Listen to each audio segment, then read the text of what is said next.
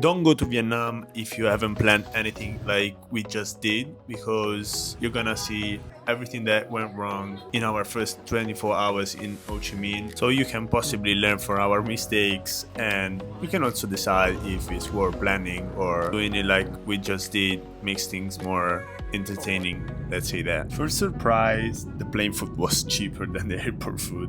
How does that even happen? Second surprise, no screens, which means, yeah, we had to road dog the flight. And Amber, she found her own survival method. We land, step outside, and instantly get hit by this. Motorbikes everywhere. Welcome to Ho Chi Minh City. First mission, find the famous phone in. We navigate this super narrow street and closed. Yep, off to a great start. Plan B, shopping therapy. 405,000 dong for a freak North Face jacket, 50,000 for a mango. I think I'm winning a life. Oh, and a random military parade, because apparently it's just a normal Tuesday here. By the way, later I found out that I could have spent even less for the jacket and for the mango, but as I told you at the start of the video, we made some mistakes and overpaying stuff was one of them. But by the end of the trip, I can promise that I became a master of bargaining. Then we found this lovely lady cooking fried noodles right in the street, and we had to try them. My reaction, first, real meal, real meal in Vietnam. Good mix.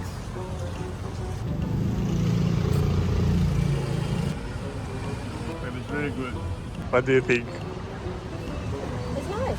I'm glad you saved some for me. Mango. Good. Not super right. Really. I like it.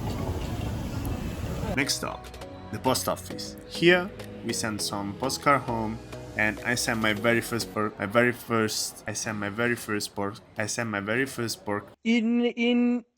beginning. I sent my very first postcard ever, and I think I just started a new tradition. Then banh mi. Looked innocent until the pork sausage decided to end my taste buds. And let's not talk about the bathroom of our hotel room. Okay, update. This is really spicy.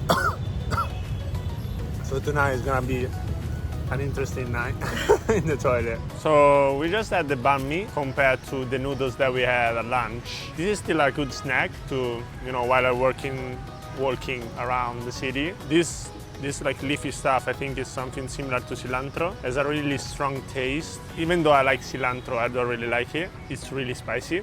The general taste is like good, I like it. And thank God we have some cucumber to freshen things up. It's definitely something that maybe I won't buy again, maybe to try just different flavors, but I definitely prefer something like, not this, I definitely prefer something like a pho or some noodles or some fried rice instead of this. We also tried some drinks, and they were pretty weird, and I still don't know what we got into those drinks. And a cheesecake that just wasn't. This cheesecake, at least, is supposed to be a cheesecake.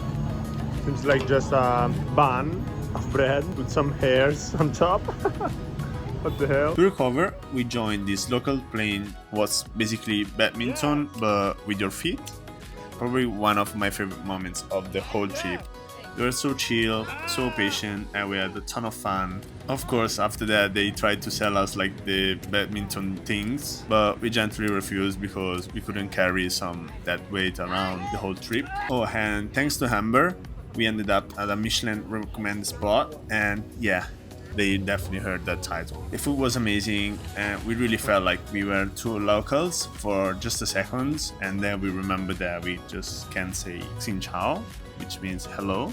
But we really recommend the spot, very cheap, tasty, fast, so everything that you need for a quick dinner, because at night the whole city turns into a giant party. Every street, music blasting, lights flashing, absolute chaos in the best way. I'm not gonna lie, I felt a bit overwhelmed because it was my first time in Asia. Amber, she's a veteran, so it was funny because she usually gets overstimulated. But yeah, before you knew it, we were already back at the airport, ready for the next adventure. Day one in Vietnam, complete chaos. I wouldn't change a thing.